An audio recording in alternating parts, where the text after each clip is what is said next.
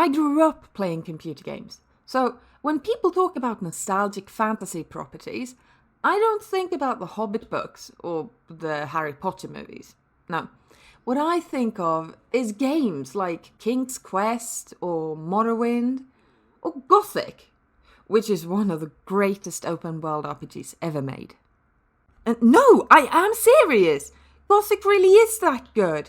It may be dated, but in terms of interactive storytelling, it blows modern titles like Skyrim straight out of the water. I never grew bored of the game, because while it is in many ways as linear as most games out there, this game put almost no bars on how you went about doing it, unlike some titles. Piranha Bytes were smart enough to lock down key story points in such a way that you'll still have the narrative experience they intended, whilst allowing you to go at it any way you want. Now, I am not saying it is perfect, because truly, no game really is, but it is so expertly crafted that short of using cheats or going way out of your way to break the narrative, it all flows quite well. I heard a lot about how I play games with unrealistic expectations in my last review. Well, Gothic set those expectations. There are a lot of games out there with better combat, better stories, better everything. But nothing comes close to engaging me, as a player, quite like Gothic. You know that slogan a lot of games like to use? Play it your way. Usually all that means is, do you want a sneaky time or a massacre? That is not the case with Gothic. Oh sure, there is a fair share of kill quests, but usually if there is an obstacle in your way, it is up to you how you get around, and the game will usually accommodate you. So am I saying that you should rush over to Good Old Games and buy it right now? No, as I was saying earlier, while I love Gothic and how its story complements the game really hasn't aged all that well.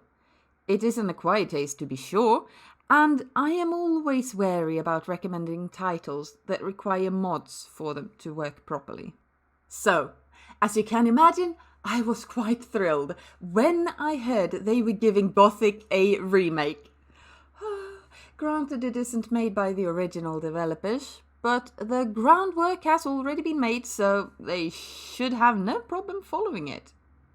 Now, this is an early prototype of the game, so I won't be commenting on how ugly a lot of it is, since they'll hopefully be fixing that before launch.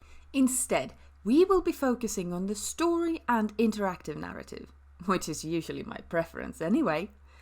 It all starts off a lot like the original game. The cutscene is a bit less ambitious than the original, but it does a job just fine. It is a classic tale of orcs versus man, explaining how to win the war against the orc. We need a rare magical ore. But rather than pay people for honest work, King Robar think it would be much more convenient and cost-effective to use convicted criminals to dig the ore for him. Obviously, he can't trust such a superstitious and cowardly lot. So he plans on erecting a barrier to keep everyone trapped inside of the mining colony. But something goes wrong, and the barrier enveloped a lot more of the land that they had planned, including the wizards who raised it. The convicts took this chance to revolt, and now trades the ore with the king in exchange for supplies and hot babes. That is until one fateful day when we arrive at the colony, carrying a sealed message for the wizards. And so, our adventure begins. Sadly, there is no attractive woman riding the elevator with us in the remake. But maybe that is for the best, as chances are she'd have died in the explosion. Already the game is throwing a wrench in the old narrative, which I suppose makes things interesting even for old Gothic fans. But at the same time, I can't help but to feel this is a downgrade from the original. In the original Gothic, you arrive to the colony perfectly fine, aside from the fact that you are quickly beaten by one of the local gangs, and you wake up to a friendly face which helps you get familiar with the settings. After that though, you are free to go to the old camp and try to deliver the message, or you can just explore.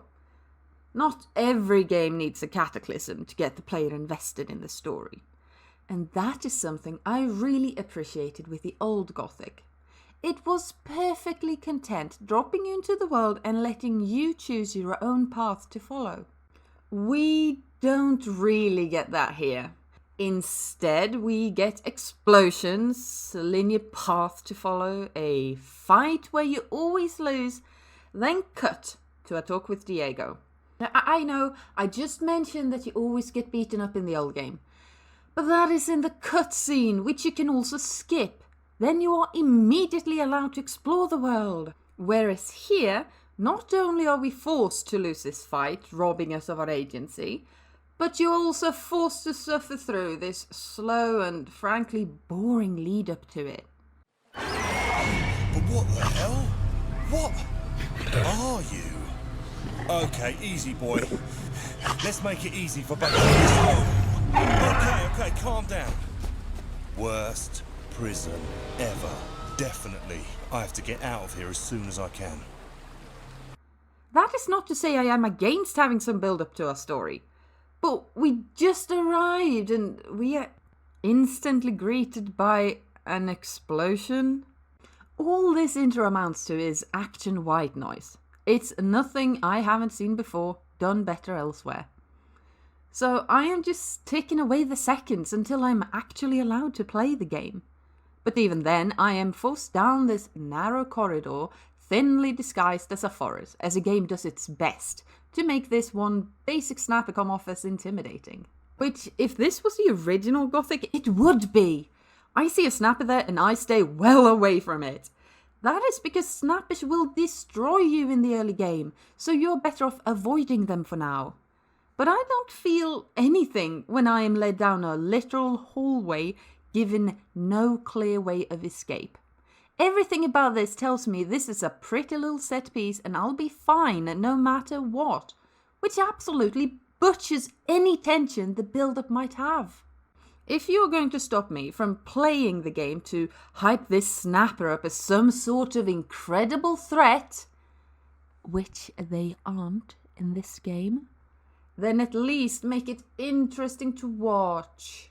One of my favourite things about Monster Hunter is how they will introduce each monster with this cool cinematic.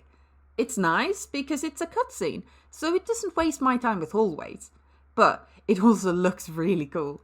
So even when the monster itself turns out to be a joke, that initial impact of the scene often stick with me. This teaser doesn't manage to do any of that. The introduction of the snapper is so poorly done, and the creature itself turns out to be such a joke that when you fight it for real later, it just feels like a waste of time. But anyway, once we get that painfully dull introduction out of the way, we are finally allowed to explore. Granted, it's a very small area compared to the open world we got in the original game. But that makes sense. This is a teaser after all. A taste of things to come. And it would be a bit unreasonable to expect them to include the whole open world in one go. The in-universe explanation for this is that you need to get yourself a better sword before Diego will let you through the gate. Why Diego expects you to find a sword in the middle of nowhere, I don't know. We did find an old sword just laying on the ground at the start of the original game, but I didn't really like that either. When most people are forced to fight with clubs and pickaxes, a sword should be a near mythical weapon. In a story like this, I want a sense of achievement when I finally get my hands on a real sword. But we eventually find a man named Caden who promises a sword of a fallen guard if we help him kill 2 other guards who stole his pendant. Again, this feels like such a downgrade from the original Gothic. In the original Gothic, an inexperienced player stood no chance against Old Town Guard. They have pretty decent weapon and armor, which makes them terrifying foes in the early game. Sure, I plan to take on the whole camp. Hey, this guy's funny. I don't like funny guys. Try that again, and you'll regret it. But it's because they had those weapons and armor. They were such tempting targets. I remember stalking the guards for hours in my youth trying to learn the routine, look for an opportunity to strike without any witnesses. I don't think I have the time or pent-up energy to do that these days. But boy, was it worth it when I got a hold on the loot. So why can't I loot either of these two for their stuff? This guy clearly has a nice sword in him. I'll just take that and keep the amulet to myself. But no, I guess the code of conduct forbids us from picking up readily available items on the floor. That would be too convenient for the player. I know this is something you see in most RPGs, but the fact that Gothic wouldn't is what made the game so special. This is really disappointing to me. But it doesn't matter anyway, because the game hands us a much better sword immediately after the fight, so we might as well spare him and see where the story takes us. Well, turns out Caden lied to us. The pendant was not a family heirloom, but a key to their hidden stash. They have been hoarding resources from the outside for themselves, until now that Caden tricked these two to kill each other, right before enlisting your help to finish off whichever one of them survived. That way, Caden will have all the loot to himself. Considering how little of value we find in this stash, I can't help but feel this was a wasted effort on Caden's part. Potentially, he just got implicated in 2 murders, and whoever is going to be sent up here to replace the guards might have something to say about his shady dealings. But fine, Caden is depicted as a bit of an idiot, so I'll guess I could let that slide. But why can't I tell Diego anything when I go back to see him? Caden is stealing from the Ore Baron. He just lost the old camp to guards, and we can't even snitch on him? Ugh, I am at the bottom of the totem pole in this prison colony. I should be desperate to do anything to gain favor with anyone in the camp, and Caden is a lying little shit who just tried to get us killed. I don't owe him anything. But well, that is the end of the Gothic cheese. Wait, what? That's it? Yeah, after this you get a simple kill quest, you light the signal, and game over. What? I wasn't expecting them to put the whole open world in a playable teaser, but I expected something. I wouldn't even call this a proof of concept, because all you have is a binary moral choice that don't amount to anything. Oh, sure, I am certain they would in the finished game. But even so, there is no strong hook here to keep me interested. But I did approach this as if it was a common RPG. Now, let's play it like we would Gothic. Let's start the game over and knowing what challenges will be put before us. Let's see if we can't change our fate. Right, so we can't skip this intro. I didn't like it anymore the second time over. But now we know where we will find a good sword, and I can't pick it up. Oh, alright, fine. Skip forward to meeting Caden and let's see if we can steal it. What do you think you're doing, rookie? Okay, I'm sorry. My mistake. It won't happen again. Alright, let's bide our time, wait for Caden to turn around and... What do you think you're doing, rookie? Okay, I'm sorry. My mistake. It won't happen again. Does he have ice in the back of his head or something? Why can't I take the sword? Why is my only option to meekly submit to this cowardly idiot? Old Gothic never had a problem with letting you rage against authorities, even if it meant that they'd beat you up for it.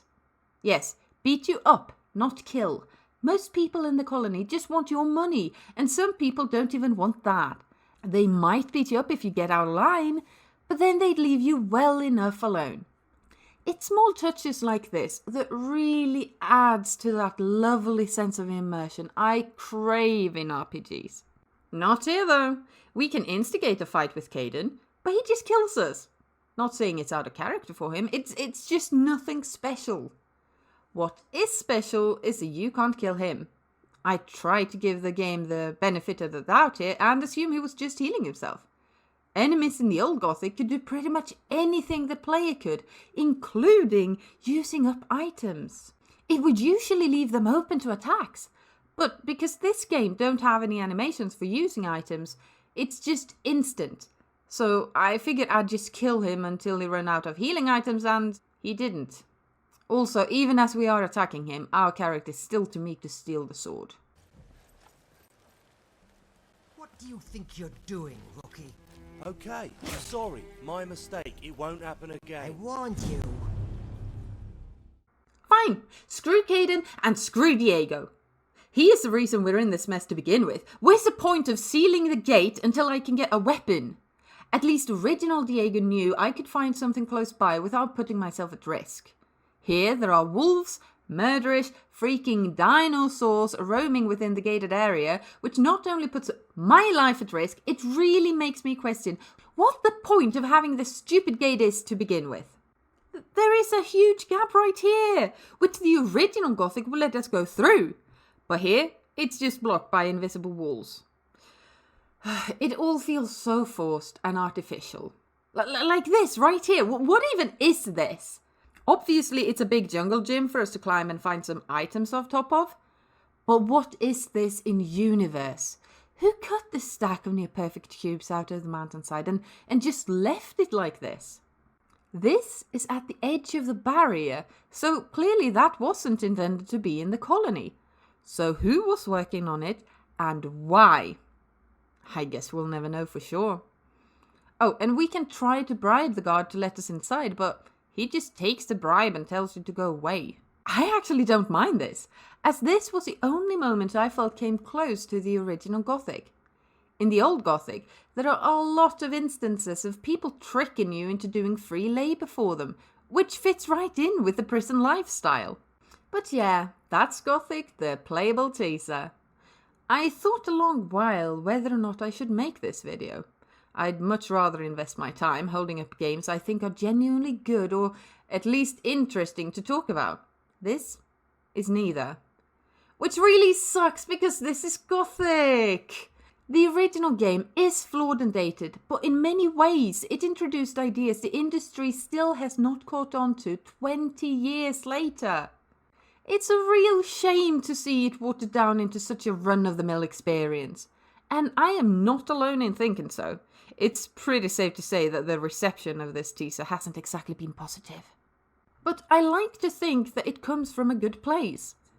These people played and loved Gothic for its innovative design and unique charm. Just like me, they do not want to see it reduced to this. I should perhaps mention that this teaser may not amount to anything and a Gothic remake is just theoretical at the moment. But after playing this, I can't say I'd shed a tear if it never sees the light of day. But as negative as this video might be, I am genuinely hopeful that we might see a proper reimagining of Gothic one day. It certainly deserves one, and I hope all of the feedback the team receives from this teaser is taken to heart. So, in the off chance that anyone from the creative team is watching this, I want to wish you luck. And don't be afraid of taking some artistic liberties with the game. I am all for maintaining the spirit of the original story, but maybe we can actually name the magical or something other than, well, ore.